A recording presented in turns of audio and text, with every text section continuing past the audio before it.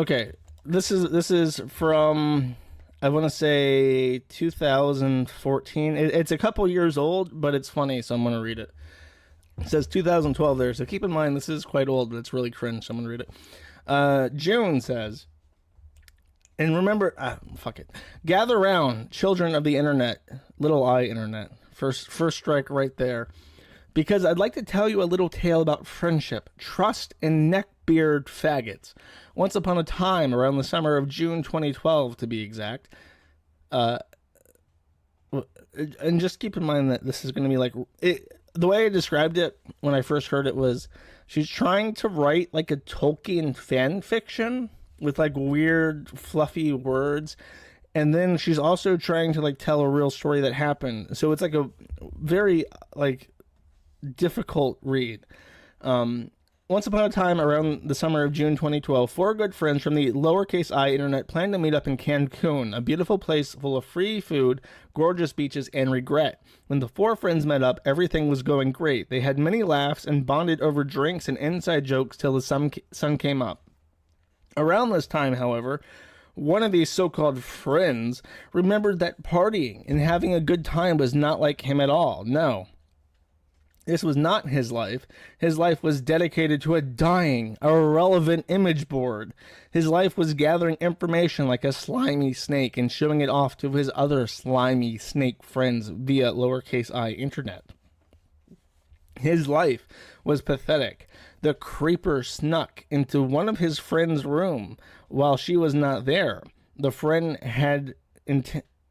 he had intense growing feelings for. The friend who told him she just wanted to stay friends. The friend that told him, no, I don't want to go to dinner with you. And yet, he still made reservations for two. He snuck into that friend's room and went through all her personal belongings. There, he found her cellular device. That's a phone. In case you're ESL and you don't know what a cellular device is, that's a phone. She could have just said phone. But this is for the Tolkien universe. She has to explain this in a way that the Hobbit could understand. By now, you may be thinking, what the fuck? Well, sit down, it gets better. He then proceeded to look through her private photos, messages, and who knows what else. And like the creepy, slimy faggot he is, started snapping pictures of said private photos with his own phone. What he just saw might be classified information for now, but I do know that he was feeling at the time jealousy, hatred, and most of all, embarrassment about the size of his own penis. So when he was finally satisfied with whatever information he quickly sucked up, he wiped the tears from his eyes, cleaned off the Cheeto dust from his friend's phone keyboard, and left the room, trying not to get any of the spaghetti falling from his fanny pack onto her floor.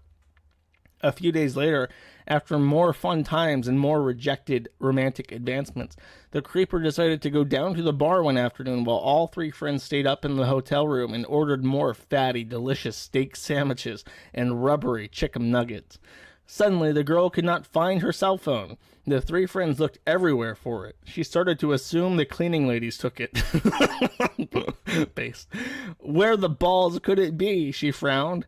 Suddenly, they heard vibrating that sounded like it was coming from the girl's room, but alas, no phone in there. They checked both rooms, tore everything apart, yet could still hear the phone vibrating. Suddenly, it hit them. The phone is in the ceiling, so with ease, the tall friend opened the small square vent, and there it was, the girl's cell phone. Confused and aroused with anger.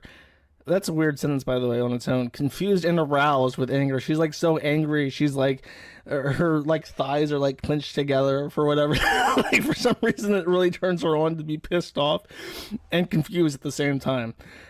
She automatically know who did it. The jealous, bitter beta. Who was too busy being an attention whore and pretending to get drunk because she was finally able to get lowercase I internet and talk to her boyfriend that day. The friends kept quiet when the drunk, smelly walrus entered the room. The girl pulled out her cell phone and started to text, pretending as if it was nothing. Then the walrus noticed, hung his head in shame, and muttered, "I think I'm going to be sick. Not from alcohol, though," which is a sentence that people say. The trip ended and everything seemed to be going fine until a few months later, the girl heard from a little birdie about the faggot's faggotry. So you see, kids, don't trust creepy stalkers, because in the end, they will always be creepy stalkers until they die, surrounded by a puddle of their own tears and shit, hugging their computer monitor. Ah, that felt good. This is like a reply on our message on Twitter after this was posted. Ah, that felt good. C : I'm not talking about G Master Red. I love him. : 3. You mad? Yes, you are. Stay mad, fat ass. Eat shit and die, faggot. Yes, I'm mad, and I have every right to be. Have fun living a life of loneliness and memory, you sad, pathetic waste. Thinking people are your friends when they're really just bitter, blood-sucking leeches. Fat, ugly leeches. I hope you're right on period on tears and obesity, creepy, jealous faggot. She's talking about this guy, I'm pretty sure. They went to Cancun together, and if you don't know the story, he wanted to fuck her, and she said no. So he was the one who originally leaked her nudes, I'm pretty sure, by taking pictures of shit on her phone. And that's like the first nude leak that she had was this guy. And I just wanted to share that because I thought it was really cringe. The whole way that she wrote it. And the weird, like, RAR X3 shit at the end. So that's a brief review. What's this picture?